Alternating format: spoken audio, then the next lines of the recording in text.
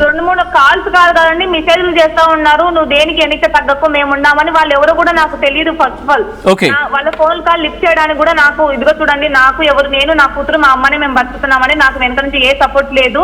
So నేను ఏది face చేయలేను. అంటే నాకు ఎంత ధైర్యం ఉన్నా కూడా నా ఫ్యామిలీ దాకా వచ్చి నేను భరించలేను. కాబట్టి ప్రతిదానికి నేను ఎన్నున్నా వెనక్కి తగ్గి నోరు మూసుకొని ఉండే రకం నేను ముందడికి అయ్యాను అనమాట. ఈ పంచాయతీ మూలంగా నా ఫ్యామిలీకి ఏమైనా అన్యాయమైనా నేను తట్టుకోలేను. ఇప్పుడు వాళ్ళందరూ పగలు 10 కళ్ళ పెట్టుకొని నన్ను ఏమైనా చేసినా నా కూతుర్ని నేను ఇది ఆలోచిస్తున్నాను. నా ఫ్యామిలీ కోసం ఆలోచించి నేను వెనక్కి తగ్గుతున్నాను. ఓకే, అదే నేను అడుగుతున్నాను. ఎందుకంటే మీరు అంటున్నారు, మీ మాటలో ఒకటే క్లియర్గా కనిపిస్తుంది, మీకు భయం లేదు కానీ మీ ఫ్యామిలీకి ఏమైనా జరుగుతుందేమో అని చెప్పి ఒక ఆందోళన అయితే ఉంది. మరి వీడియో చేసే ముందు మీకు భయం అనిపించలేదా? ఆ తర్వాత భయం అనిపించిన పరిస్థితి ఉందా? ఎలా ఉండింది? తీసే ముందు భయం అనిపించలేదు. అంటే నా బాధని నేను నలుగురికి చెప్పాలనుకున్నానండి. నా అమ్మాయిలు ఉంటారు కదా, అవును వాళ్ళన్నా నేర్చుకుంటారు. కనీసం మీరైనా ఆలోచించండి అమ్మా, నాకు ఇన్ని అవకాశాలు వస్తుంటే నేను వెళ్ళాను, నాకు బుద్ధి లేదు, నేను ఇది 3వ సారి, 2 సార్లు కాదు, 2 సార్లు 3 సార్లు నోరు మూసుకున్నా, 4వ సారి అన్న నోరు ఎత్తాలి కదా నేనైనా. అవును. సో అలా వ్యక్తం చేశాను తప్ప పర్టికులర్ నేను వాళ్ళ పేర్లు కూడా అక్కడ మెన్షన్ చెయ్యలేదు. కానీ జనాలందరూ మీరందరూ అడిగినారు కాబట్టి పేర్లు సరే ఒకసారి చెప్పేద్దాం. అలాగని వాళ్ళని టార్గెట్ చేసినట్టు కాదు. వీళ్ళందరి మూలంగా నేను బాధపడినా అంతే. నేను బాధపడినా, నా మనసు హట్ అయింది కాబట్టి నేను చెప్పాను.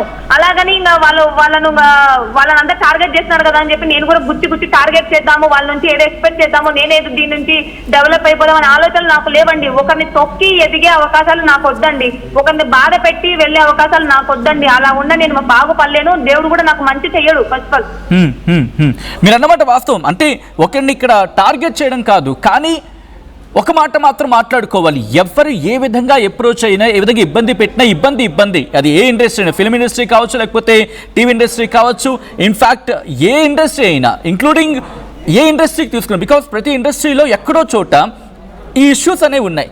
బట్ వాటి గురించి మాట్లాడదాం. బట్ నేను ఇక్కడ అడుగుతున్న మాట ఏంటంటే, మీరు వీడియో చేసిన తర్వాత మీకు ఏమైనా భయపెట్టే మెసేజ్లు వచ్చాయి? ఎందుకంటే మీరు అన్నారు మీ ఫ్యామిలీ గురించి ఆలోచించుకున్నా, మీ కూతురు గురించి ఆలోచించుకుంటూ నేను కాస్త వెనక్కి తగ్గుతున్నాను, కాస్త కంట్రోల్ అయ్యి మాట్లాడుతున్నానని చెప్పి ఏమైనా భయపెట్టే ప్రయత్నాలు అటువంటి ఏమైనా మెసేజ్లు వస్తూ ఉన్నాయి మీకు? భయపెట్టి మెసేజ్లు అయితే నన్ను ఎవరు చెయ్యట్లేదు. Okay, first of all requesting మెసేజ్లే వస్తున్నాయి. ఏమంటున్నారు? లేదండి, ఇంకా వాళ్ళ పేర్లు నేను చెప్పి మళ్ళీ వాళ్ళని వైరల్ చేయడం. పేర్లు నాకొద్దు, మీకు ఏమైనా అంటున్నారు అంతే. ఆయన పేర్లు చెప్తే మీకు ఇబ్బంది కాబట్టి. మేమేం మీతో తప్పుగా అయితే ప్రవర్తించలేదు కదా, మా ఒపీనియన్ బయట పెట్టామంటే. మేము పర్టికులర్ మేము వచ్చి ఉండాలి నాతో, నువ్వు ఇదే చెయ్యని నేను బలవంతం అయితే పెట్టలేదు కదా. ఇది ప్రతి ఒక్కరు చేసేదే. మమ్మల్ని క్షమించండి, మాకు తప్పైంది, మీరు నో అని వెళ్ళినప్పుడు మేము మిమ్మల్ని ఏం బలవంతం కూడా పెట్టలేదు, మిమ్మల్ని మళ్ళీ మేము లాగలేదు కదా అని నాకు చెప్తున్నారు. సో కానీ అడగడం తప్పు అనేది నేను వాళ్ళకి క్లారిటీ ఇచ్చా. మీరు ఇలా చేయడం తప్పు, ఫస్ట్ నన్ను ఆశ పెట్టారు, నేను కూడా ఆ రోజు వదిలేసా. కానీ ఇదే రిపీట్ అవుతుంది కాబట్టి ఇంకొకసారి ఇది రిపీట్ అవ్వకూడదని నేను ఇది వీడియో పెట్టాను అని చెప్పాను. ఇంతతో వదిలేసేయండి, మాది తప్పైందని చెప్పి నాకు మెసేజ్లు చేస్తున్నారు. మాది పొరపాటైంది, మాది తప్పైంది, మమ్మల్ని క్షమించండి అని.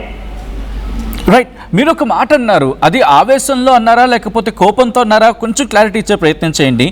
సినిమాలో పడుకుంటేనే ఆఫర్లు వస్తాయి ఇప్పటి వరకు చేసిన వాళ్ళు ఎవరికైనా అని చెప్పి, ఈ రోజు కూడా ఇప్పుడు కూడా అదే మాట మీద ఉన్నారా లేకపోతే ఆ రోజు ఆవేశంలో అనేసిన మాట అది?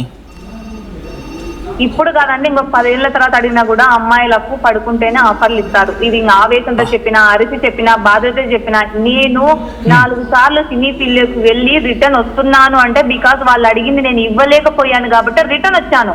వాళ్ళు చెప్పినట్టు ఒక 5 నిమిషాలు కళ్ళు మూసుకుంటే నేను ఈ పాటి సినీ ఫీల్డ్ లో నేను కూడా ఉండేదాన్ని కదా. నిజమే కదా. అది అరిచి చెప్పినా, బాధలో చెప్పినా, కోపంలో చెప్పినా, మనసులో ఉన్న మాట నాకు బయటకు వచ్చింది కదా. రైట్, ఒక్క చిన్న క్లారిటీ. మీరు అంటే బహుశా మిమ్మల్ని ఇబ్బంది పెట్టే విషయం కాదు, బట్ అడగాల్సిన సందర్భం కాబట్టి వెంకీ విషయంలో మీరు ఏమంటారు? ఏ క్లారిటీ ఇస్తారు? ఆయన మీతో మాట్లాడారా? ఏం జరిగింది? జస్ట్ ఒకసారి క్లారిటీ దాని విషయంలో. నేను వెంకీ గారితో అయితే ఇప్పుడు ఐ మీన్ తను ఫోన్లు చేస్తున్నాడు కానీ నేనైతే ఏం రియాక్ట్ అవ్వలేదు. వాయిస్ రికార్డింగ్ అయితే నేను రిప్లై అయితే ఇవ్వడం జరిగింది. పర్టికులర్ నేను మీకు ఏం చెప్పానంటే, నేను వెంకీ నన్ను హైదరాబాద్ పిలవలేదు. మా ఇద్దరిది 1 వీక్ ఫోన్ కాల్ డిస్కషన్ జరిగింది.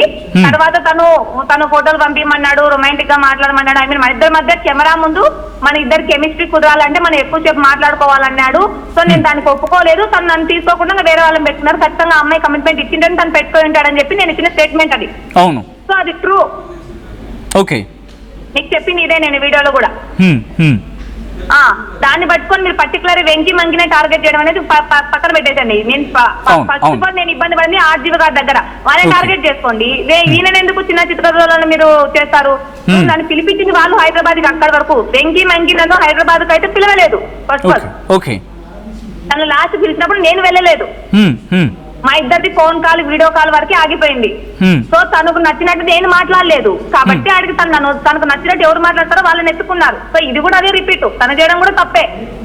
ఫస్ట్ ఆల్ నాకు 10 రోజులు ఆఫర్, నువ్వు ఫిక్స్ అని చెప్పి నన్ను ఏమంటారు ఆ హోబియాలోకి దింపి ఇంకా నేను మా జాతరలో కనిపిస్తానని చెప్పి మా వాళ్ళందరూ చెప్పుకోవడం, బట్టలు కుట్టించుకోవడం అంతా జరిగింది. లాస్ట్ మూమెంట్ లో తను ఏం తెలియదు, సైలెంట్ గా నా ఫోన్ అవాయిడ్ చేసి వేరే అమ్మాయిని పెట్టేసుకున్నాడు. సో అది కూడా తను చేసిన తప్పే. నాకు ఒక్కోసారి అనిపిస్తుంది ఎంత బాధపడినా కూడా నేను బాధపడినా కదా అని, అలాగని ఇంకా తన మీద ద్వేషంతో తనని ఏదో చేయాలనే ఉద్దేశం అయితే నాకు లేదు. ట్రూ. అంటే ఇక్కడ ఒకటి మాత్రం బోటం లైన్ కనిపిస్తుంది, మీకు ఎవరి మీద పర్సనల్ గా గ్రడ్జ్ కావచ్చు, కోపం కావచ్చు లేదు, కానీ మీకు జరిగిన సందర్భాన్ని మాత్రమే షేర్ చేసుకుంటున్నారు, రైట్? అంతే అంతే అండి. ఓకే. అంటే ఇందాక మీరు ఒక మాట అన్నప్పుడు కాస్త షాకింగ్ అనిపించింది, నాకు కనీసం వీడియోలు ఎడిట్ కూడా చేయడం రాదు అని చెప్పి. అటువంటి అమ్మాయి ఎలా సోషల్ మీడియా వైపు రావాలనుకుంది, అసలు ఎందుకు రావాలనుకుంది, ఇన్ఫ్లుయెన్సర్గా ఎందుకు మారాలనుకున్నారు వరలక్ష్మి గారు? నేను జాబ్ చేసుకుంటానండి, నేను రాత్రి హాస్పిటల్లో ఉంటాను, పగలు షాప్ చూసుకుంటానండి. సో నాకు నా పర్సనల్ నా ఇంట్లో నేను ఒక అర్ధగంట కూడా నిద్రపోయిన క్షణాలు లేవు నాకు.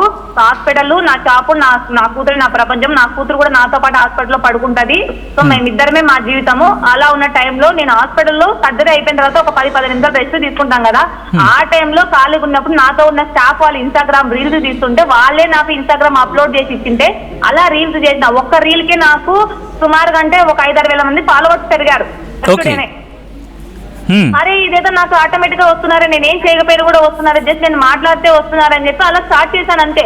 అందులో నేను వాళ్ళకి పెద్ద కంటెంట్ ఇచ్చింది లేదు, నేను గలీజ్ మాటలు మాట్లాడింది లేదు, ఒకరి చిట్టి మాట్లాడింది లేదు. నాకు వచ్చిన నా నచ్చి మాటలు నాకు కొంచెం నచ్చి ఉంటుంది, నాకు వచ్చిన వచ్చిరాని మాటలు, నాకు వచ్చి ఒక ఫేస్ ఎక్స్ప్రెషన్, ఐ మీన్ పాటకు తగ్గట్టు ఎక్స్ప్రెషన్, దాని కూడా నాకు పెద్దగా రాదు.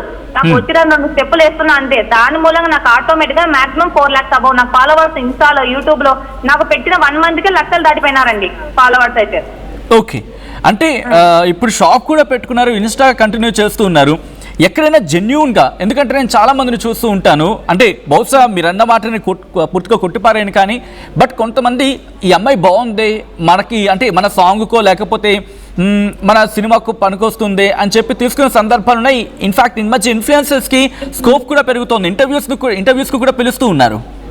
అవునండి, ఇక్కడ నన్ను ఫస్ట్ ఇంటర్వ్యూ చేసిన వ్యక్తి తేజానే అండి. ఎవరండి? డాన్సర్ తేజ అండి. నన్ను ఫస్ట్ ఇంటర్వ్యూ చేసింది తనే, అందుకే నాకు తను పరిచయము.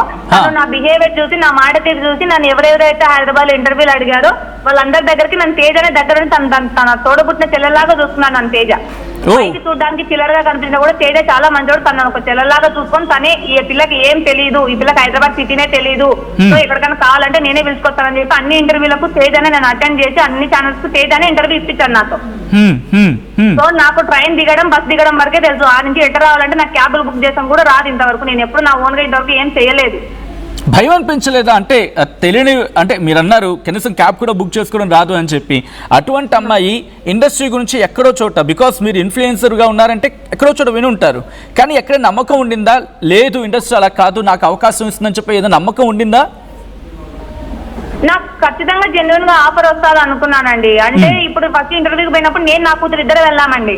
అక్కడ పోయిన తర్వాత తేజ వీడియోలు చూసినప్పుడు చాలా చిల్లరోడు అనుకున్నాను నేను మామూలుగా. అంటే తేజని చూస్తే భయం వేసింది, తన టాటూలు, తన జుట్టు అవన్నీ చూసినప్పుడు.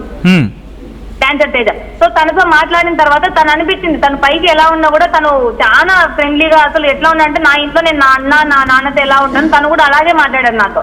తను మాట్లాడేసరికి ఓ ఇది బాగుంటది, తను చాలా మంచిగా ఉన్నారు కదా, తను పరిచయం చేసిన సర్కిల్ కూడా అలాగే ఉంది, చాలా మంచిగా రిసీవ్ చేసుకున్నారు, నీ ఫీల్ బాగుంటదేమో అని ఆ ఇంటర్వ్యూలు ఇచ్చినప్పటి నుంచి నేను ప్రయత్నం చేయడం జరిగింది. ఐ మీన్ వాళ్ళు అడిగిన దానికి ఓకే చెప్పడం జరిగింది. నేను మా సినిమాకి వస్తారా, మా సీరియల్కి వస్తారంటే అప్పుడు ఓకే అని చెప్పిన నేను.